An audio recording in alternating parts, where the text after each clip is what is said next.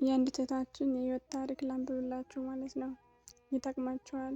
ከእኔ ህይወት ከተማራችሁ ብዬ ታሪክን ላካፍላችሁ ትላለች እህታችን ማለት ነው። ተወልጄ ያደግኩት ክፍለ ሀገር ነው። አሁን ግን የምኖረው በአረብ ሀገር ነው። ከክፍለ ሀገር ወደ አዲስ አበባ ስመጣ በዘመድ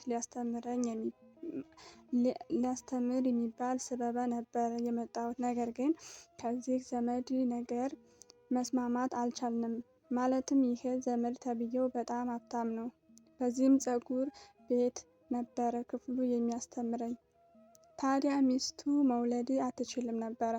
ለዛም ነው ለካ እኔን ያሰበው እንዴ ሁለተኛ ሚስት አድርጎ ቤት ገዝቶ ሊያኖረኝ ነበር። እኔ ግን ይህን ነገር ህሊናዬ አልተቀበለውም ነበረ። ምክንያቱም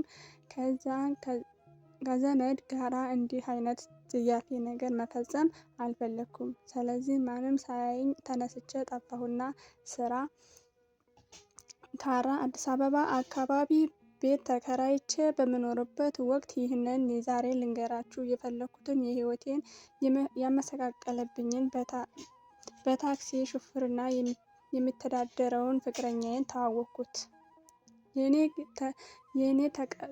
ያኔ ተቀራርበን በፍቅር እየኖርን እስከ ተለያየንበት እለት ድረስ እሱ በጣም ጥሩ ሰው ነው።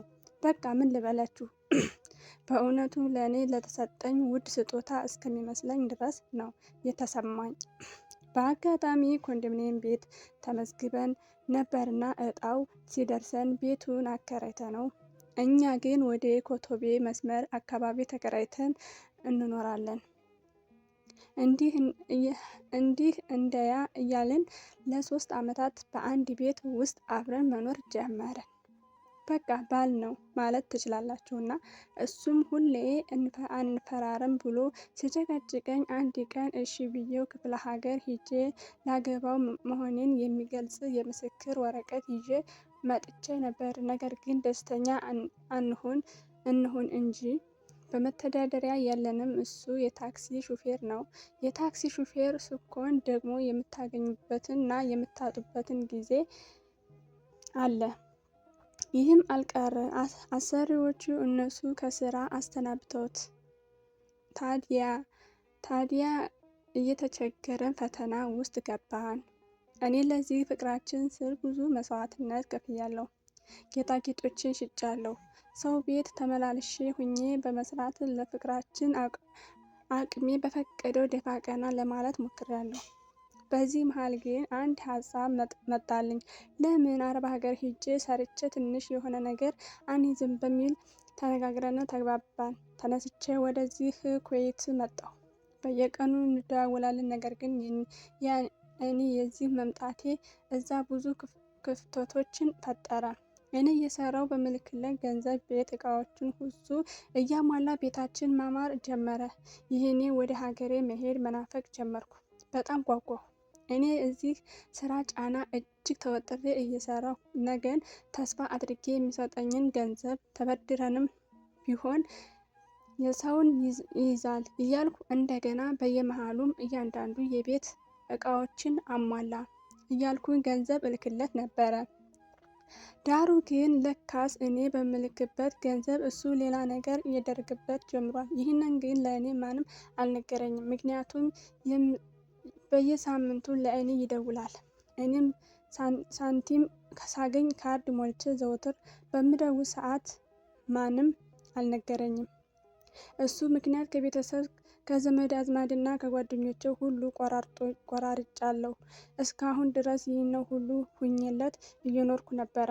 ወደ አረብ ሀገር ከመጣሁ በኋላ 2 ዓመቴን ጨርሼ ከሱ ጋር ህይወታችንን አምሮና ተስተካክሎ የምንኖርበት ወቅት ነበረ የምናፍቀው። ነገር ግን እኔ ወደዚህ መጥቼ 6 ወር ሳይሞላኝ ነው እሱ ሌላ ሴት የለመደው ተብሎ ተነገረኝ። አብረን ተከራይተን የምኖርበት የቤት አከራዮች በጣም ጥሩ ናቸው። ሁላችንም በጣም እንዋደዳለን። ታዲያ እኚህ አከራዮች በመሃል ይደወሉልኝና ቤት ሊከራይ እንደሆነ ነገሩኝ። ፈጠን ብዬ ወደሱ ደወልኩና ለምን ቤቱን እንደሚለቅ በጠይቀው አንቺ ልትመጪ ስለሆነ ደህና ቤት ተከራይቼ ልጠብቅሽ ብዬ ነው በዛ ላይ የኮንዶሚኒየም ቤታችን ወደ 300 ሺህ ብር ስለተከራየ በዚህ ብር ደግሞ እኛም ወደ ሀገር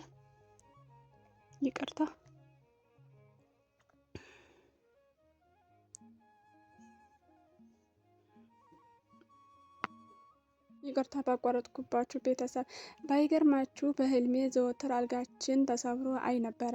ለካስ ያኔ አመሻሽ አካባቢ ሁሌ ስደውልለት የሚያናግረኝ አብሮ ያለችው ሴት እንዳትሰማበት በሚል ነው መሰል ወደ ውጭ እየወጣ ሲያናግረኝ እንደነበረ ካለፈ በኋላ አከራዮቼ ነበሩ የነገሩኝ። በዚህ መቼ አበቃና አዲስ ከጀመርኩ ፍቅረኛዬ ጋራ መኖር ብቻ ሳይሆን ልጅም ጭምር እንድወልድ ሰማሁ። አንድ ቀን እንዴት ጓደኛዬ ወለደች እና ምን ሆናችሁ ነው ተጣልታችሁ ነበር እንዴ? ባልሽ እኮ ቅድሚያ አላት ድል ባለ ሰርግ አገባ ብላ ነገረችኝ። በጣም የሚገርመው እስከ ቅዳሜ ዕለት ድረስ ስደውልለት እንደማያፈቅረኝና ለእኔ ውጪ ሌላ ሴት ማየት በፍጹም እንደማያስብ ነግሮኛል። ሌላው ቢቀር በሰርግ ሊያገባ በተዘጋጀበት ቀን ውስጤ በጭንቀት አረጋጋ ሲለኝ ደወልኩለትና ጫጫታ ሲሰማኝ ምን ውስጥ ነህ ስለው ጓደኛዬ ሰርግ ላይ ነኝ ነው ያለኝ እንጂ ራሴ ሰርግ ነው አላለኝም ነበረ። ታዲያ ይቺህ ጓደኛዬ የእሱን ማግባት ስታረዳኝ ስሜትን መቆጣጠር ተሳነኝ። በአጋጣሚ ፎቅ ላይ ነበርኩና ራሴን ስቼ ተንከባልሌ ወደኩ። በዚህም በአካሌ ላይ ከፍተኛ ጉዳት ደረሰብኝ ስለነበረ በአሰሪዎች አማካኝነት ሆስፒታል ተኝቼ ለተወሰኑ ወራት ያህል ሕክምና ደርሶኛል። እንደ ፈጣሪ ፍቃድ ሕይወቴን ሊተርፍ ችሏል። ቀን ሌሊት ሳልል ነጭ ላቤን አንጠፍጥፌ ያገኘሁትን ገንዘብ ለሱ ልኬ እስከዛሬ ነገ ለመሄድ ተዘጋጅቼ የነበርኩትን ባታምኑም ዛሬ ላይ በእጄ 5 ሳንቲም የለኝም። እናትና አባቴ በሕይወት የሉም። ነገር ግን 2 ወንድሞች አሉኝ። በደህናው ጊዜ እነሱን እንኳን መርዳት ዘንግቼ ነበረ። እድሜም እየሄደ 27 ዓመት ሆኖኛል። ይህ የሰው በእድሜ በጊዜ በገንዘቤና በማንነቴ ላይ ተጫውቶብኝ ሄደ። ሌላው ያበሳጨኝ ነገር ቢኖር እስካሁን ድረስ እስከዛ ቤት እኔ ልብስ ሳይወጣ በሻንጣ ተሰብስቦ እያለ አንቺ ሴት ምን አይነት ጨካኝ ብትሆን እንደሆነ እንጃ። እኔ ልብስ ሳይወጣ ዘው ብላ ገብታ ለዘመናት አብራው የምትኖረው እግዚኦ! ምን አይነት ዘመን ላይ ነው ያለነው? ኡፍ! እናም እንደኔ ተመሳሳይ ህይወት ያላችሁ ሴት እህቶቼ ከዚህ በኋላ ለወንድ ልጅ አዝናችሁ ብር እንዳትልኩ። ለወንድ ልጅ ህይወት መለወጥ ብላችሁ ሀገራችሁ በመውጣት ህይወታችሁን እንዳይበላሽ ከእኔ ህይወት ተማሩ፣ ትምህርት ውሰዱ። ዛሬም እኔ በሰው ተከብቤያለሁ፣ ግን ማንን አምኜ ከማን ጋራ ልኖር? ማንስ እንዴት አምኜ ነው የምኖረው? እውነተኛና ንጹህ አፍቃሪስ እንዴት ማወቅ ይቻላል? ወደ ሀገሬ ቤት ልሄድ ብል እንኳ ማረፊያ ብር የለኝም። እዚህ ሀገር ስኖር ደግሞ ገንዘብ እንደሆነ ጠብ አይልም። በቃ እኔም ሁሉም ነገሬም ባክኖብኛል። ወሳኝ ሀገሬ መሄድ አለብኝ እልና መልሼ ደግሞ እዚያው ያለውን ነገር ሳስብ መልሼ እዚሁ ብቀር ይሻለኛል እላለሁ። ብዙ ጊዜዎች ደስተኛ ነኝ ሁሌ። እኔ ግን ጥረሴ እንጂ ውስጤ ደስተኛ አይደለም።